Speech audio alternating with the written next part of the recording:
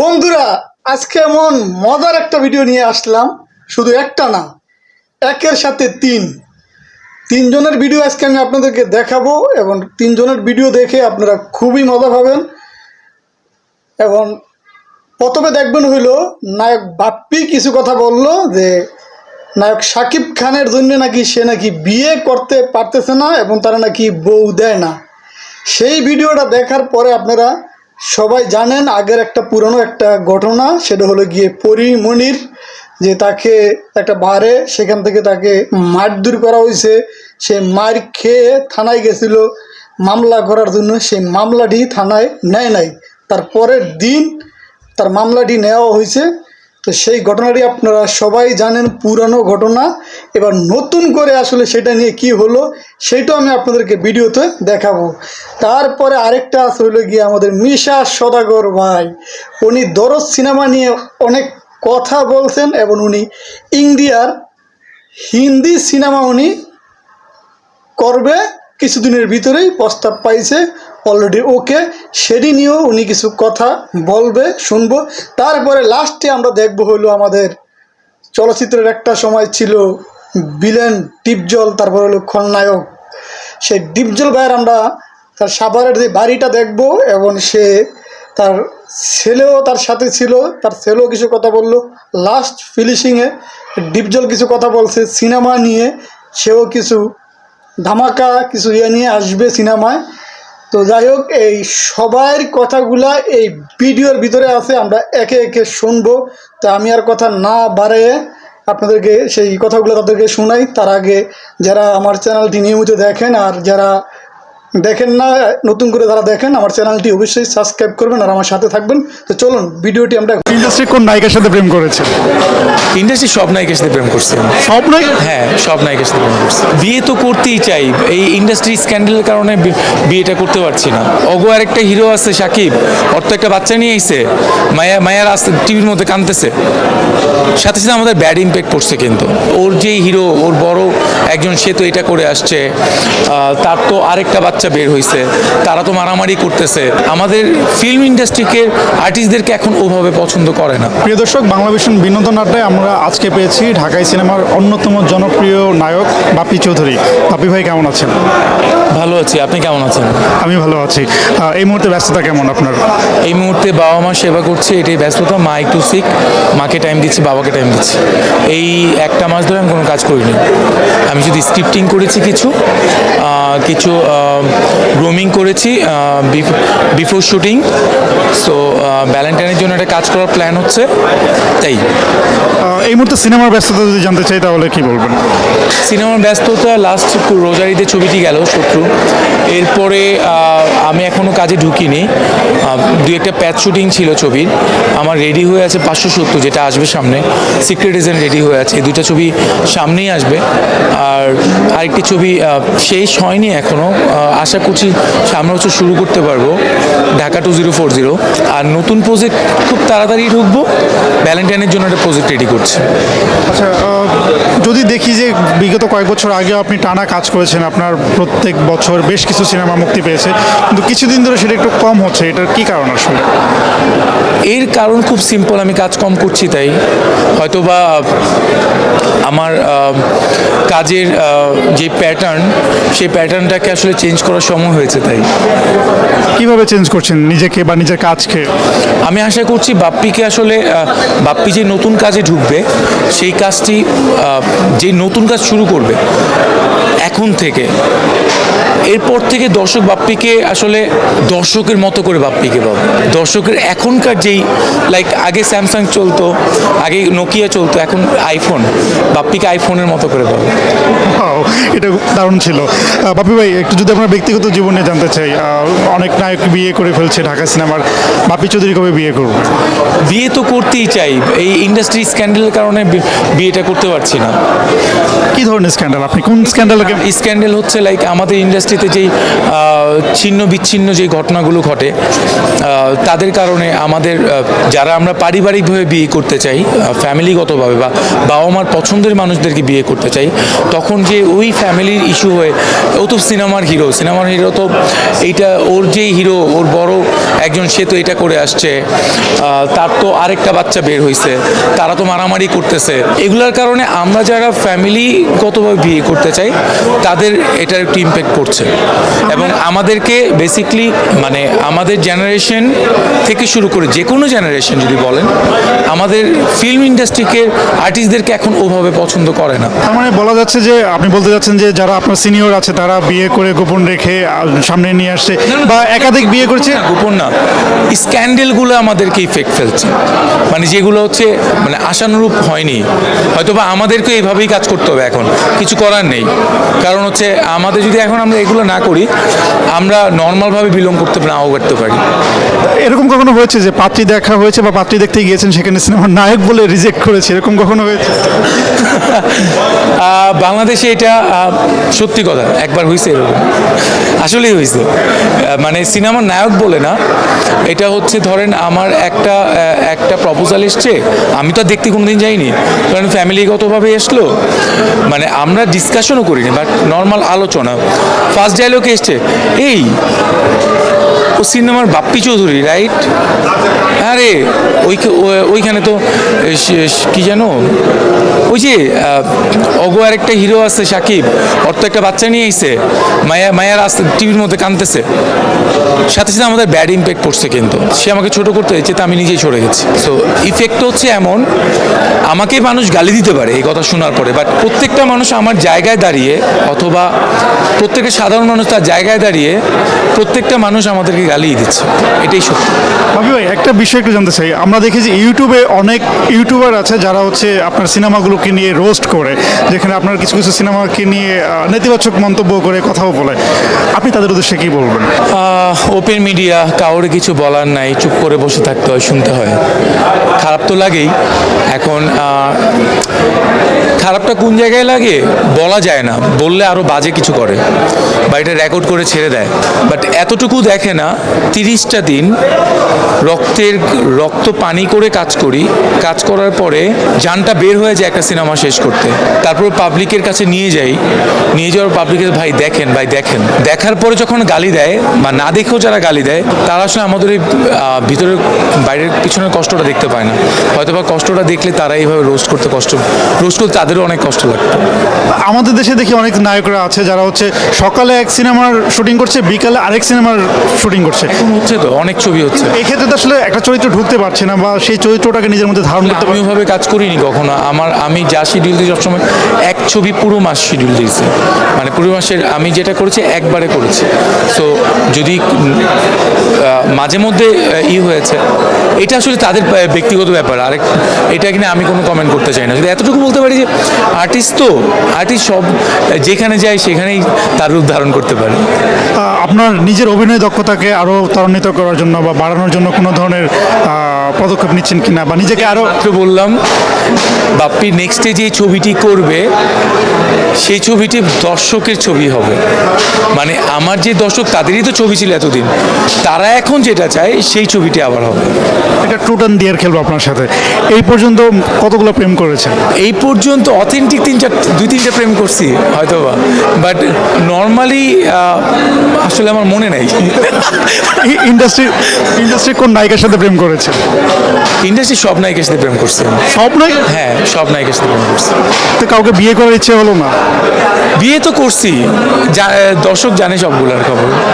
সিনেমায় আপনি যেটা বললেন যে আপনার সিনিয়রদের জন্য অনেক মানে সমস্যা হচ্ছে, সিন্ডিকেট স্ক্যান্ডালের জন্য আমাদের ইন্ডাস্ট্রিকে মানে দুঃখজনক হলেও এটা সত্যি কথা, প্রত্যেকটা দেশের ফিল্ম ইন্ডাস্ট্রি কেরিয়ারটা সবচেয়ে বড় কেরিয়ার, আমাদের একমাত্র দেশ যেই দেশটা ফিল্ম কেরিয়ারটাকে সবচেয়ে ছোটো করে দেখা হয়।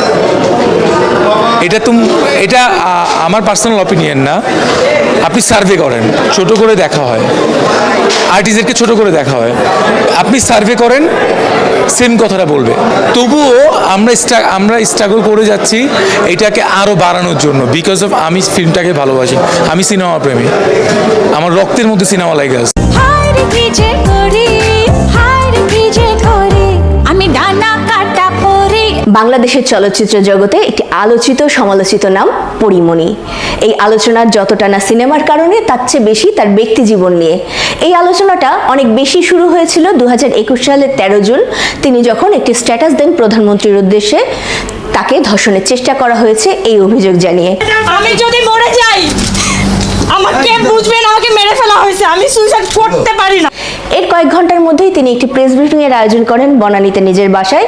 সেখানে তিনি অভিযোগ করেন তার থেকে 4 দিন আগে তিনি যখন উত্তরার বোট ক্লাবে গিয়েছিলেন, তখন ওই বোট ক্লাবের কার্যনির্বাহী সদস্য ব্যবসায়ী নাসিরউদ্দিন মাহমুদ সহ 2 জন তাকে ধর্ষণের চেষ্টা করেছেন এবং মাদকদ্রব্য মদ খাইয়ে তাকে চেষ্টা করেছেন অচেতন করে ফেলার।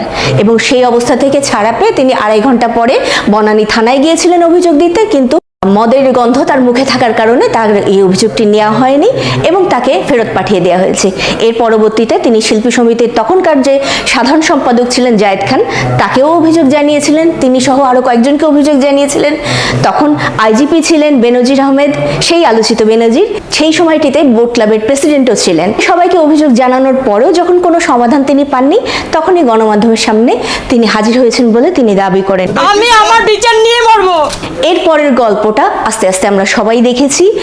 এর পরবর্তীতে মামলা হয়েছে পরের দিনই, এবং মামলা হওয়ার পর দিনই গ্রেফতার হয়েছিলেন নাসিরউদ্দিন মাহমুদ, এবং তিনি যার বিরুদ্ধে অভিযোগ দিয়েছিলেন সেই অমিসহ মোট 5 জন। এবং এই গ্রেফতারের সাথে সাথে মাদকদ্রব্য উদ্ধার হয় তাদের বাসা থেকে, কোর্টে তোলা হয়, রিমান্ডেও নেওয়া হয়। একটা ম্যাজিকের মতো, মানে আর কয়েক ঘন্টার মধ্যে আমি তো, আমার বিশ্বাস যে আমি আসলে সঠিক বিচারটা পাবো। এর 1.5 মাস পরে হঠাৎ করে বদলে যায় দৃশ্যপট। আচ্ছা, আপনারা কারা একটু বলবেন আমাকে? সদর দপ্তর থেকে এসেছি। আপনি কি কখনো আমাদের পরিচয় নিশ্চিত হওয়ার জন্য দরজাটা হালকা করে খুলেছেন? 4 আগস্ট হঠাৎ করে পরীমণির বাসায় র্যাব অভিযান চালায়। তারপর তাকে গ্রেফতার করা হয় এবং র্যাব দাবি করে তার বাসা থেকে এলএসডি, মদ সহ বিভিন্ন মাদক উদ্ধার করা হয়েছে, যে অভিযোগের প্রেক্ষিতে তাকে ধরে নিয়ে গ্রেফতার দেখিয়ে আদালতে তোলা হয় এবং রিমান্ড চাওয়া হয়। একবার নয়, 3 বার।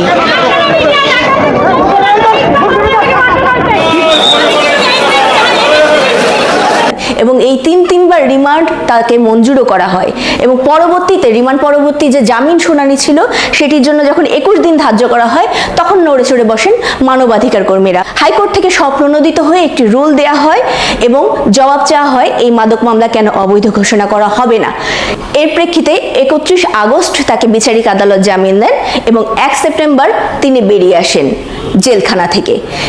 এর মাঝে যে 2 জন বিচারক ছিলেন তারা উচ্চ আদালতে গিয়ে, অর্থাৎ হাইকোর্টে গিয়ে ক্ষমা প্রার্থনা করতে বাধ্য হন বারবার এভাবে রিমান্ড দেওয়ার কারণে। তবে র্যাবের পরীমণিকে ধরা এবং ছেড়ে দেওয়ার মধ্যে ঘটে গেছে আরও কিছু কাণ্ড। 2021 সালের 1 সেপ্টেম্বরের একটি ভিডিও ফাঁস হয় কয়েকদিন পরে গণমাধ্যমে, এবং তাতে দেখা যায় গোয়েন্দা পুলিশের যে কর্মকর্তা গুলশানের এডিসি হিসেবে কর্মরত ছিলেন এবং এই মামলার তদন্তগুলোর কাজ করছিলেন, পরীমণির সাথে তার একটি বিশেষ সম্পর্কের বিষয়টির ইঙ্গিত পাওয়া যায় যখন তাকে দেখা যায় পরীমণিকে নিয়ে 17 ঘন্টা তার সরকারি কোয়ার্টারের ভেতরে কাটাতে, এবং সিসি ক্যামেরায় তার ঢোকা এবং বেরিয়ে আসার ছবি বের হয়ে আসে। এর পরবর্তীতে সামাজিক যোগাযোগ মাধ্যমে তাদের জন্মদিন উদযাপন সহ নানা তথ্য, ভিডিও, ছবি প্রচার হতে থাকে। নড়েচড়ে বসে প্রশাসন, মামলা চলে যায় ডিবি থেকে সিআইডির হাতে। এর মধ্যে গোলাম সাকলাইনকে তার পদ থেকে সরিয়ে অন্য জায়গায় বদলি করা হয় এবং এই বিষয়ে তদন্তের জন্য একটি কমিটি করা হয়। তদন্ত কমিটি তাদের কাজ শুরু করে এবং একে একে প্রমাণ পেতে থাকে। এরপর স্বরাষ্ট্র মন্ত্রণালয়ের পক্ষ থেকে এবছর 13 জুন একটি চিঠি ইস্যু করা হয়, যেখানে জানানো হয় তার যে কল রেকর্ড ছিল, সিডিআর বিশ্লেষণ করা হয়েছে, বৈধ রেকর্ডিং যেগুলো পুলিশের পক্ষ থেকে করা হয় সেগুলো বিশ্লেষণ করা হয়েছে, পরীমণির মোবাইলের মেসেজ এবং হোয়াটসঅ্যাপের মেসেজ বিশ্লেষণ করা হয়েছে এবং সাকলাইনেরও মোবাইলের মেসেজ, তথ্য, বিভিন্ন বিষয়ে বিশ্লেষণ করা হয়েছে, ফরেনসিক করা হয়েছে। একই সাথে সিসি ক্যামেরার যে ফুটেজগুলো উঠে এসেছিল গণমাধ্যম সহ সামাজিক যোগাযোগ মাধ্যমে, সেগুলোও বিশ্লেষণ করে ফরেনসিক করা হয়েছে সিআইডির মাধ্যমে।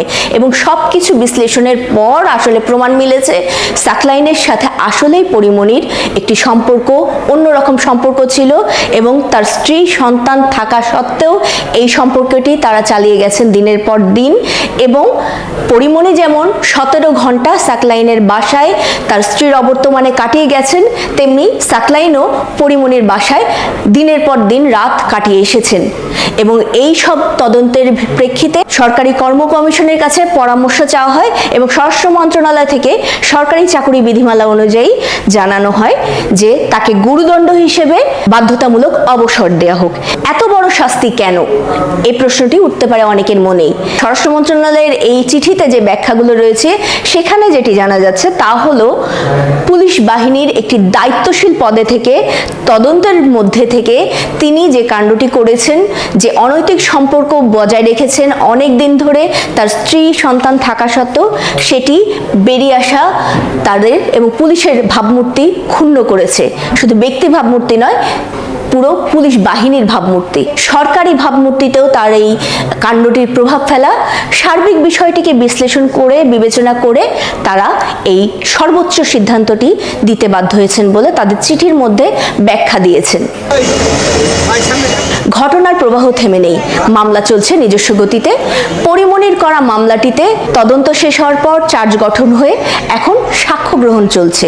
নাসির উদ্দিন 2022 সালের 6 জুলাই যে মামলাটি করেছিলেন পরিমণিদের বিরুদ্ধে, সেই মামলাটির তদন্ত শেষ হওয়ার পরে চার্জ গঠনের জন্য জমা দেওয়া হয়েছে চার্জশিট এবং সেই চার্জ গঠনের আগে তাদেরকে তলব করা হয়েছিল। মঙ্গলবার তারা আদালতে গিয়ে জামিন নিয়ে এসেছেন। আগামীতে তারিখ পড়েছে চার্জ গঠনের জন্য 1 অক্টোবর। এই 1 অক্টোবরে জানা যাবে চার্জ গঠন হবে নাকি এই মামলাটি সেখানেই খারিজ হয়ে যাবে। 1/10/2024 ধার্য করেছেন চার্জ হিয়ারিংয়ের জন্য। উনি এখন বর্তমানে একজন মা, উনি একজন নারী, ওনার প্রতি সম্মান দেখে আমরা বলেছি আমাদের জামিনে কোনো আপত্তি নেই।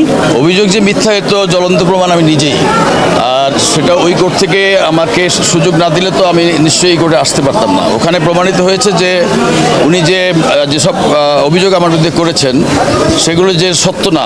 আমি দৃঢ়ভাবে বিশ্বাস করি যে এটার একটা সঠিক বিচার আমি পাবো। জামিন শুনানিতে আমাদের গ্রাউন্ড ছিল যে যেহেতু এটা একটা বেলেবল সেকশনের মামলা, প্রতিবেদনে যা আসছে আমরা মনে করি যে এই মামলাটি একটি কাউন্টার মামলা। এই মামলায় পরিমণি নির্দোষ প্রমাণিত হবে শেষ পর্যন্ত এবং খালাস পাবেন। পরিমণি নাসিরের মামলা তো চলছে, সাকলাইনের বিরুদ্ধেও ব্যবস্থা নেওয়া হলো, কিন্তু সাকলাইনের বিরুদ্ধে ব্যবস্থা নেওয়ার পরে পরিমণি কেন বললেন অন্য বিষয়ে আছে কিনা সেটি খতিয়ে দেখতে। একই সাথে পরিমণি রিমান্ডে যে গুরুত্বপূর্ণ ব্যক্তিদের বিরুদ্ধে তথ্য দিয়েছিলেন সেই তথ্য কোথায়, কি হলো সে নিয়ে, সে বিষয়ে কোনো গুরুত্বপূর্ণ ব্যক্তিকে কি শেষ পর্যন্ত ধরা হয়েছিল? এমন নানা প্রশ্ন জমা হয়ে রয়েছে মানুষের মনে, আমাদের মনেও। হয়তো সময়ের সাথে সাথে তদন্ত এবং বিচার প্রক্রিয়ার মধ্য দিয়ে আস্তে আস্তে উন্মোচিত হবে সেই তথ্য। ততদিন অপেক্ষা রইল। তোরা জিজ্ঞেস কর, তারা ভালো করে জানেন যে আমাদের কি করা দায়িত্ব সে করতে যাবো, তার মধ্যে খেলা হবে আমার আছে। স্কেজুল মিলে গেলে ইনশাআল্লাহ হ্যাট্রিক হবে, বাকি সব নসিবে তৈরি। এটা নসিব যা লেখা আছে, রিজিক একেবারে লেখা আছে। প্রথমেই আপনাদের সবাইকে হৃদয়ে রিংরানো শুভেচ্ছা, ভালোবাসা। আজকে বন্ধের দিন, আপনারা ইনশাআল্লাহ আপনাদের ফ্যামিলি সময় থাকে, আজকে আপনারা একটা দিনই সময় পাই আমরা। তাও আজকে আমার বন্ধু অরুণা বিশ্বাসের মানে পরিচালনা যে ছবিটা আজকে আমরা ইনশাআল্লাহ কি বলবো, এটাকে টিজার দেখলাম বা গানগুলো দেখলাম এবং এটা কি বলবো যে ফার্স্ট ইমপ্রেশন, তাই না? তো আপনারা এসছেন এবং আপনারা ভালো করে জানেন যে আপনাদের কি করা দায়িত্ব সেটা আপনারা ভালো করে জানেন। কারণ অরুণা এমন একটা ফ্যামিলি বিলং করে যার বাবা দেখেন যাত্রার সম্রাট ছিলেন, তার মা সম্রাজ্ঞী ছিলেন এবং অরুণা দেশ ভালোবাসে, সংস্কৃতি ভালোবাসে এবং অরুণা কিন্তু ক্যানাডিয়ান পাসপোর্ট হোল্ডার, কিন্তু দেশের জন্য শুধুমাত্র সংস্কৃতি এবং বাংলা ছবির জন্য দেশে থাকে। আর আমি আগেও বলেছি যে ও পরিপূর্ণ একজন মানুষ, যেমন সে একটা ভালো মা, তার ছেলেকে উচ্চশিক্ষায় শিক্ষিত করে সুন্দর একটা জায়গা অবস্থান করিয়েছে, তেমনি একজন ভালো সন্তান সে তার মাকে আর বাবাকে যেভাবে তার ভাইকে যেভাবে মানে যত্ন করে, এটা আসলে বাঙালির যা হওয়া উচিত, আমাদের বাংলাদেশের যে সংস্কৃতির যা উচিত ওর মধ্যে এটা বিদ্যমান। এবং দেখেন আমাকে ইফতারি সে দাওয়াত দিয়েছে এবং আমি তার মানে আমাকে সে ইফতারি দাওয়াত দেয় এবং তার বাসায় ইফতারি খাই। তো সবচেয়ে বড় বিষয়টা হচ্ছে ওর ভিতরে অসম্ভব মানবতা বোধ আছে এবং সংস্কৃতিকে শুধু লালনই করে। স্টুডেন্ট ভালো, অসাধারণ একজন অভিনেত্রী। তার প্রথম ডিরেকশন আমাদের প্রজন্মে যারা যারা ডিরেকশন দিয়েছে এর মধ্যে আমার দুজন বান্ধবী, একজন মৌসুমী ও দিয়েছে এবং এবার দিচ্ছে আমাদের অরুণা বিশ্বাস, এবং সে অনুদানের চরিত্রে তার যে একটা বাজেট ছিল সে বাজেট ছাড়া আমি খুব ব্যক্তিগতভাবে যেহেতু তার পরিবারের সাথে জড়িত, সে তার জমানো টাকা, তার ভাইয়ের ইভেন মাসিমার সমস্ত মিলিয়েও ছবিটা যাতে আপনাদেরকে ভাল লাগে, কারণ কমপ্লিটলি একটা মৌলিক ছবি। অলমোস্ট আমাদের যাত্রাকে এখন যেভাবে প্রেজেন্ট করা হয় সেটা তো মানুষ ভালোভাবে নেয় না, কিন্তু অ্যাকচুয়ালি যাত্রায় যে আমাদের সংস্কৃতিতে মূলত আমাদের অভিনয়ের ক্ষেত্রে যে অবদান রেখেছে, আগে মনে করেন আপনারা দেখবেন যে নবাব সিরাজউদ্দৌলায় আনোয়ার হোসেন ভাইয়ের প্যাটার্ন অফ অ্যাক্টিংটা দেখবেন, এক ধারে এক পারফরমেন্স করে গেছেন, ওই টোনটাই আগে হতো যাত্রার স্টাইল। তো আমাদের স্টাইল, প্রথম স্টাইলটা কিন্তু যাত্রা থেকেই আমরা অনুপ্রাণিত হয়েছিলাম। এটা কিন্তু মানে অ্যাক্টিংয়ের একটা বিরাট ব্যাপার যে অনেকে জানে না, আপনাদের জানা উচিত। এই যাত্রাটার যে সম্মানজনক অধ্যায় ছিল বাংলাদেশে, এইটাই গল্পে আছে, যথেষ্ট পরিমাণে একটা সাসপেন্স আছে গল্পে। এটা আমি না বলে মারাত্মক সাসপেন্স, যে চিন্তা করতে পারবেন লাস্টে কী হবে। হয়তো বা দেখে মনে হচ্ছে যে এটা খুবই আর্ট ঘরানার ছবি, কিন্তু মোটেও না, ফুললি কমার্শিয়াল ছবি, ফুললি কমার্শিয়াল ছবি। গল্প এবং যেখানে যা লেগেছে, যেহেতু সে নিজে একজন প্রথম বার ডিরেকশন দিচ্ছে এবং পরিপূর্ণ সে একজন পরিণত শিল্পী, তো সেই ডিরেকশনের জায়গা থেকে তার ভাইকে নিয়ে, তার ভাই ডিরেক্টর এবং টোটাল গোটা টিমকে নিয়ে সে একটা ভালো ছবি বানিয়েছে। এই ছবির সাথে আপনারা থাকবেন। এই ছবির প্রচারের জন্য যতটুকু আপনাদের প্রচারে মানুষ অনুপ্রাণিত হয়, আমি আশা করি আপনারা অবশ্যই করবেন। মানে দরদ সিনেমা তো ইনশাল্লাহ, মানে এটা তো একটা দারুণ ইন্টারেস্টিং ব্যাপার যে আমাদের প্রথম প্যান ইন্ডিয়ার সাথে একটা আমরা ছবি করতে যাচ্ছি, এবং এটা আমাদের দেশের সবচেয়ে বড় একটা ব্যাপার যে একটা বম্বের মতো একটা জায়গায়, ওইখানে আমাদের স্টার সুপারস্টার সাকিব খান বম্বের একটা নায়িকার সাথে ফার্স্ট ছবি করতেছে, এটা আমি বলি অনেক বড় প্রাপ্তি। কমার্শিয়ালি এটা অনেক বড় প্রাপ্তি। মানে ছবিকে তো আমাদের আগে তো ইন্টারন্যাশনাল ছবি বলতে কলকাতা বেস ছিলাম, পশ্চিমবঙ্গে, কিন্তু এখন এটা বম্বে পর্যন্ত চলে গেছে এবং আমার জানা মতে 5 থেকে 6টা ভাষায় এটা ডাব হবে এবং রিলিজ হবে, এবং এটা রিলিজ হবে নাকি ওয়ার্ল্ড ওয়াইজ। তো এটা অনেক বড়, এটা অনেক বড় একটা ব্যাপার। আশা করি যে এই ছবিতে ভিসা আমার রেডি হয়ে গেলেই এই ছবি আমি করতে যাব। তার মধ্যে খেলা হবে আমার আছে, তামিম অংশুর ছবি, ওই তারপর আরেকটা ছবি কবি, 3টা ছবি করতে যদি সব কিছু ঠিক হয়ে যায় ইনশাআল্লাহ আপনার দোয়ায়, মানে আরেকটা ইন্ডিয়ান ছবি আছে, মোট 4টা ছবি আছে, এখন জানি না, it's depend on schedule and visa. তো আমি খেলা হবে, দরদ, কবি, এই 3টা ইনশাআল্লাহ করার জন্য চুক্তিবদ্ধ। বাকি আল্লাহ জানে, আপনারা দোয়া করবেন, কারণ ছবি এখন তো খালি দেশ না, সিঙ্গেল স্ক্রিন না বা সিনেপ্লেক্স না, এখন ছবি ডিজিটালি একটা ব্যবসা আছে। এই ব্যবসাটা আপনারা সবাই জানেন যে যদি লোকাল থেকে যদি গ্লোবালি হিট হয়ে যায়, এবং গ্লোবালি অনেক টাকা আছে, ডিজিটাল মিডিয়ায় ডিজিটাল মাধ্যমে অনেক টাকা এখন প্রডিউসার আর্ন করতে পারে, এবং সেটা প্রিয়তমা করে দেখিয়েছে, হাওয়া করে দেখিয়েছে, সুরঙ্গ করে দেখিয়েছে, এর আগে দেবী করে দেখিয়েছে। তো ইনশাল্লাহ আমরা মনে করি যে আমাদের ছবির যেগুলো বড় বিন্যাসের যেগুলো ছবি হবে সেগুলো এই ধরনের হবে, এবং এখান থেকে আমাদের প্রেক্ষাপট বড় হবে। এইগুলো কিছু না ভাইয়া, মনে করো যে যদি আমি যদি স্কেজুয়াল মিলে যায়, স্কেজুয়াল মিলে গেলে ইনশাল্লাহ হ্যাট্রিক হবে। বাকি সব নসিবে তৈরি, এটা নসিব যা লেখা আছে, রিজিক একেবারে লেখা আছে, অতএব এটা সব উপরওয়ালার, মানে 3টাতেই কন্ট্রাক্ট করা আছে। আর এখন ভিসা যদি মানে ওনার স্কেজুয়াল, কারণ খেলা হবে তামিম করবে বম্বেতে, বানারসে করতেছে অনন্য মামু, আবার কবি হবে পশ্চিমবঙ্গ বেস, আরেকটা ইন্ডিয়ান ছবি করার কথা, বাকি যা হয় পরে হবে। তো ইটস ডিপেন্ড অন আল্লাহ আর আপনাদের ভালোবাসা। দোয়া করবেন যাতে বাংলাদেশ থেকে যে টিমটা যাবে ওইখানে সম্মানের সাথে ইনশাআল্লাহ আমরা কাজ করে ফিরতে পারি। আর এই অসম্ভব ছবির জন্য আবারও বললাম যে এটা আপনাদের জন্য, আপনাদের দিক থেকে যতটুকু পজিটিভ ভাইব তৈরি করা যায় আপনারা করবেন, এটা আপনাদের দায়িত্ব। সিনেমা শুরুটা নায়ক চরিত্রে, এরপর একাধারে করেছেন অসংখ্য সিনেমায় ভিলেনের চরিত্র, তারপর আবার নায়কের চরিত্রে ব্যাক করলেন এবং সেই সিনেমাগুলো সুপার ডুপার হয়েছে। আছেন আমাদের সঙ্গে মনোহর হোসেন বিপ্লব, আর আমরা এই মুহূর্তে তার বাড়িতেই আছি, কথা বলবো তার সঙ্গে। সরাসরি একটু চলে যেতে চাই আপনার কাছে, কেমন আছেন? এই তো আল্লাহ ভালো রেখেছে। আমরা দেখছি একদম আমাদের দেশীয় পোশাকে, আসলে ডিপজলকে একটু অন্যরকম ভাবে আমরা সিনেমায় দেখি। বাড়িতে কি আসলে খুব এই সাধারণভাবেই থাকা? আমি সাধারণভাবেই থাকি, বাড়িতে কি আর প্যান্ট শার্ট পরে ঘুরতে হয়? কিন্তু যারা আচ্ছা। দর্শক তারা কিন্তু আসলে মনে করেন যে যারা সিনেমায় কাজ করে তারা হয়তো বাড়িতেও আসলে এরকম থাকে। না না, বাসা ভিন্ন, তারপরে কাজের টাইমে যখন যাই তখন সব রেডি হয়ে যায় আর কি। আপনার ভাষা তো আমরা মাটির টান বা আঞ্চলিকতার টান দেখি, সেই টানটা কি আসলে ছোটবেলা থেকেই বোধ করেন কিনা যে আমাকে আমার নিজস্বতা নিয়ে, আমার সংস্কৃতি নিয়ে বেড়ে উঠতে হবে? আমি ছোটবেলা থেকে নর্মাল চলাফেরা, নর্মাল সব কিছু করার চেষ্টা করি। আমরা শুনছি যে আপনার এই যে বাড়িতে অনেক বড় একটি বাড়ি, কতটুকু জায়গার উপর আপনি বাড়িতে দাঁড়িয়ে আছেন? এইটা 10-12 বিঘা হবে। চলেন তো যদি একটু দেখি যে আমরা খামারও মনে একটি গরুর খামার এখানে আছে, খামার, গরুর খামার আছে, পাখি পালি আমি। একটু যদি আমাদের একটু দেখান।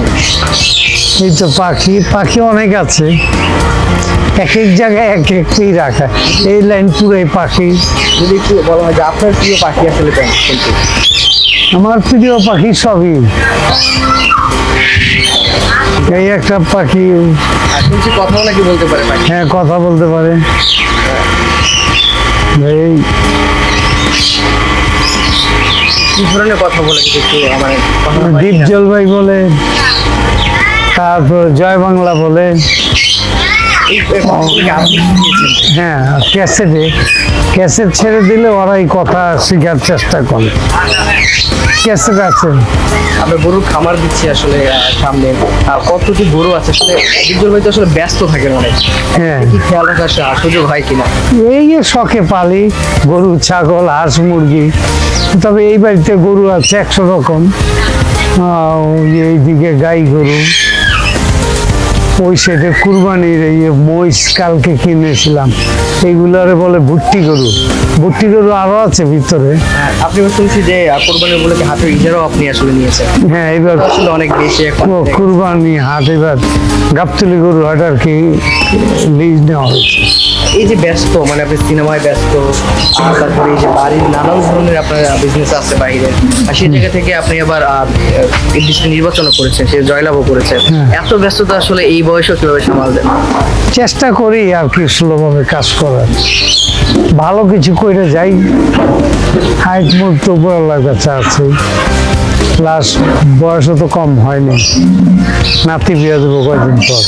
একটা জিনিস হচ্ছে সিনেমায় আমরা দেখি যে অনেক ধরনের কঠিন ডায়লগ, সেই ডায়লগগুলো আপনি দেন, কিন্তু আমরা যখন কথা বলছিলাম খুব শান্তভাবে, খুব ঠান্ডাভাবে আপনি কথা বলছেন। এই যে ভিন্নতা, সিনেমার পর্দায় একরকম, বাইরে আরেক রকম, কখনো কি সমস্যা হয়েছে কিনা যদি ব্যালেন্স করবা পারিবারিকভাবে? না, আমি ন্যাচারাল যা আসে সেটা বলার চেষ্টা করি। কোনো শুদ্ধ ভাষা, ওই ভাষা ওইটা করার চেষ্টা করি না কোন সময়। পরিবারকে সময় আসলে যারা সিনেমায় কাজ করে আমরা শুনি পরিবারকে সময় দিতে পারে না, পরিবারের সেই অভিযোগের জায়গাটা কখনো শুনছেন কিনা? পরিবার অভিযোগ দেওয়ার আগেই তো পরিবার নিয়েই যেটা ভালো হয় সেটাই করার চিন্তা ভাবনা করি। ছেলে মেয়ে নিয়েই তো আছে, ছেলে মেয়ে যেখানে আমি বসি সেখানে আসে যায়, কথা হয় ভালো মন্দ নিয়ে। তাতে ছেলে মেয়ে আমার উপরে বিরক্ত না, কারণ আমার এখানে যখন খুশি আমি বাসায় যাচ্ছি, ওদের যখন খুশি মন চাচ্ছে চলে আসতে পারবে। তাই আমরা আলাদাভাবে চিন্তা ভাবনা করি না। পরিবারে আসলে কয়জন সদস্য আপনাদের বা কারা কারা আছে? আমার 3 ছেলে 1 মেয়ে, নাতিন আছে, নাতনি। আমার মেয়ের ঘরে ছেলে বিয়ে করেছে একটা, আরেক ছেলে বিয়ে করাবো। আমরা দেখছি একজন ছেলে আপনার কেউ আছে আমাদের সঙ্গে, কিন্তু তার সঙ্গে পরিচয় হতে চাইবো। ভাই কেমন আছেন? ভালো আছেন না? এই যে বাবার সঙ্গে দাঁড়িয়ে আছেন, বাবাকে আমরা সিনেমার পর্দায় দেখি, আপনার বাবাকে সবাই দেখে, আপনি একদম বাবা হিসেবে তাকে পেয়েছেন, ভাগ্যবান মনে করেন কি? অবশ্যই, তার মতো এত বড় মনের মানুষ আমাদের সব সময় দেখে রেখেছে, দেশের সবার সাথে এত ভালোই, আমাদের ভালোই লাগে। স্কুল লাইফে আপনি আসলে কেমন দেখেছেন? বন্ধুরা কোনো আবদার করেছিল কিনা বাবার সাথে? তখন তো আসলে অটোগ্রাফ, সেলফি বন্ধুরা কোনো সময় আবদার করে না, বাট সবাই সবসময় দেখা করতে চেয়েছে। আর স্কুলের সবাই যারা আছে বাইরে, সবার সাথে যখন বের হতো সবাই বাবার সাথে দেখা করার জন্য আর কি। আবু মাঝে মধ্যে স্কুলে আসতে হয় নিতে, ভালোই লাগে। বাবা তো আসলে ভিলেন চরিত্রে অভিনয় করেছে, বন্ধুরা কি ভয় পেত কিনা? ভয় তো অবশ্যই পেত, সেটা তো অবশ্যই। কোনো মজার স্মৃতি কি আছে কিনা এই ধরনের? আমার মানে স্কুল লাইফে আর কি তেমন একটা ওই নাই, তেমন একটা। একটু রাজনৈতিক প্রসঙ্গে আছে, যেহেতু নির্বাচনে জয়ী হয়েছেন শিল্পী সমিতি, তখন আসলে কি মানে সমাজে যে এমপি ইলেকশন বা আমরা যেটাই বলি না কেন, সেই ধরনের ইলেকশনে কি? আমি কমিশনার ছিলাম, 9 নম্বর ওয়ার্ডের কমিশনার, 3 বছর 3 টার্ম ছিলাম। এমপি নির্বাচন করার ইচ্ছা ছিল, এখন আর সেই ইচ্ছা নেই, কারণ হলো শরীর অত ফিট না। নির্বাচন করতে হলে অনেক শরীর ফিট থাকতে হয়, কারণ একটা এমপি নির্বাচন করা তো সহজ ব্যাপার না, অনেক খাটতে হয়, যেহেতু 8টা 10টা ওয়ার্ডে দৌড়ানো খুব কঠিন ব্যাপার। এখন ওইভাবে শরীর ফিট নেই, এখন আর নির্বাচন করার ইচ্ছা নেই। পুরো বাংলাদেশই তো চিনি, আর এক এমপি নির্বাচন করে কি করবো? একটু আপনার শুটিং হাউসগুলো আমরা ঘুরে দেখতে চাই। চলেন।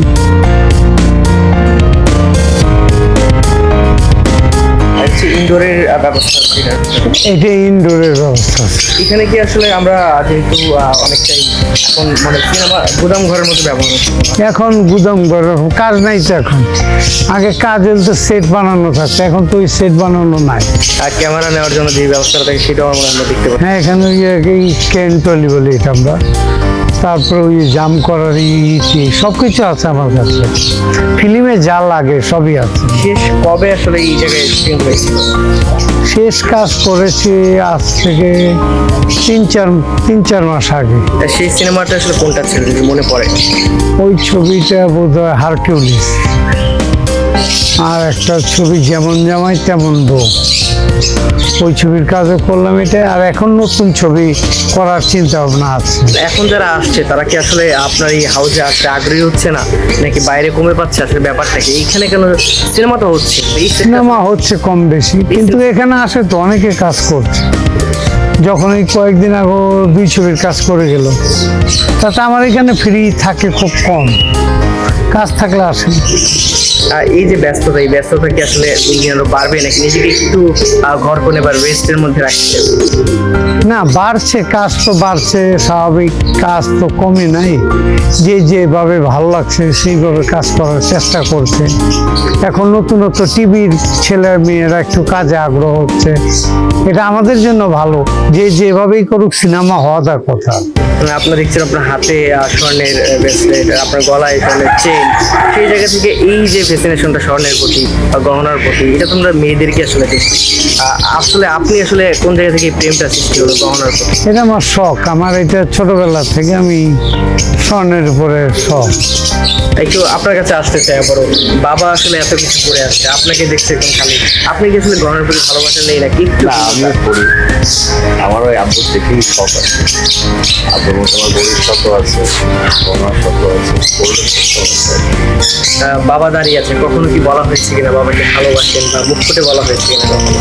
বলা হয়েছে। একটু যদি ক্যামেরার সামনে আছে একটু বলেন যে আমাদেরকে বাবার প্রতি কোনো আবদার আছে কিনা, ভালোবাসার জায়গাটা একটু প্রকাশ যদি করেন। না, বাবার প্রতি কোনো সময় আবদার ছিল না। একটু আমরা পাশে যেতে চাই, একটু যদি বলেন বাবার দিকে তাকিয়ে যদি বলেন। না, অবশ্যই বাবাকে তো সবসময় ভালোবাসি, ভালোবেসে একটু ভালোবেসে থাকবো, অবশ্যই থাকবো, সবসময় পাশে আছি। ছেলের প্রতি কোনো অব্যক্ত কথা আছে কিনা, যেটি আসলে বড় তো অনেক কিছু হয়েছে, আজকে ক্যামেরা সামনে কিছু বলতে চাইবেন কিনা? ছেলে মেয়ে আমার, আমি হ্যাপি, ছেলে মেয়ে নিয়ে আমি হ্যাপি। উশৃঙ্খল ছেলে মেয়ে না আমার ছেলে মেয়ে 8-10 জন ছেলে মেয়ের থেকে ভিন্ন টাইপের, ভদ্র, কোনো কেউ সাথে ঝগড়াঝাটি শুরু নেই আজকে পর্যন্ত করেছে। এই তো স্বাধীন একটা জিনিসই ভালো চাইবো যে ছেলে মেয়ে কেউ সাথে ঝগড়াঝাটি না লাগে, সুন্দরভাবে বিহেভ করে, সুন্দরভাবে চলাফেরা করে, 10 জনের সাথে মিলে মিশে যেন চলতে পারে, এটি আমার আশা। বাবার সিনেমা আপনি নিশ্চয়ই দেখেছেন, সেই সিনেমাগুলো দেখে বাবার ডায়লগগুলো দেখে আসলে কি মনে হতো, কখনো দেওয়ার চেষ্টা করেছিলেন এটা? কখনো ডায়লগ দেওয়ার চেষ্টা করা হয়নি, আর বাবা মুখ দেখা হয়েছে, কেমন লাগে বাবার সিনেমা? ভালো লাগে, অনেক ছবি দেখা হয়েছে, ভালোই লাগে। আমরা যখন স্কুল লাইফে ছিলাম আসলে আপনার বাবার ডায়লগগুলো নিয়ে আমরা আসলে ঝগড়া যখন করতাম, আমরা মজার চলে দিতাম, কখনো আপনি দিয়েছেন কিনা বন্ধুদের সাথে, বা আপনাকে? না, তেমন কোনো সময় দেওয়া হয়নি, আবার কোনো সময় তেমন ডায়লগ আবার ইউজ করা হয়নি। বাবার কোন ডায়লগটা আসলে এই মুহূর্তে যদি বলা হয় যে মাথায় ঘুরছে, কোন ডায়লগ কি মনে আছে কিনা? ডায়লগ অ্যাকচুয়ালি আমি তেমন একটা মুভি দেখি না, খুব কম দেখে আর কি, মানে এখন কোনো ডায়লগ মনে নাই আর কি। আমরা একদম শেষ করতে যাচ্ছি, তো আপনার মাধ্যমে আমরা শেষ করতে চাই। আর সর্বশেষ দর্শকদের আসলে কি বলবেন বা কি বলতে চাইবেন আপনার এই আজকের এই অবস্থান নিয়ে? বাংলাদেশের দর্শকদের একটা কথাই বলবো, আপনার সিনেমায় যখন একটু ফ্রি থাকেন আসবেন, সিনেমা দেখবেন। আমাদের একটাই বাংলাদেশের সবচেয়ে দেখার বা সময় একটু বেশি, যদি আপনি ফ্রি থাকতে পারেন আসবেন, অবশ্যই ছবি দেখবেন, ভালো লাগবো। ছবিটা আপনাদের জন্যই বানানো হয়, যে যেভাবেই ছবি করুক ভালো করার চেষ্টা করে, খারাপ বানাবার চেষ্টা কেউই করে না যে আমার টাকাটা লস হোক, এটা কেউ চায় না, সবাই ভালো বানাতে চায়। অবশ্যই সবাই যেন ভালো আরও ভালো করতে পারে, এই দিকে সবাই খেয়াল রেখে যদি কাজ করে তাহলে দর্শক আমাদের ভুলে যাবে না, দর্শক আমাদের মনে রাখবে। দর্শক আসলে কথা বলছিলাম মনোরঞ্জন বিজলের সঙ্গে, এবং তার ছেলে এক পাশে এবং তিনি এক পাশে, দুজনের মাঝখানে আমি, এবং পরবর্তীতে অন্য কোনো তারকার সঙ্গে কথা বলবো, অনেক ধরনের ঘটনা আপনাদেরকে জানানোর চেষ্টা করবো। সে পর্যন্ত ভালো থাকবেন।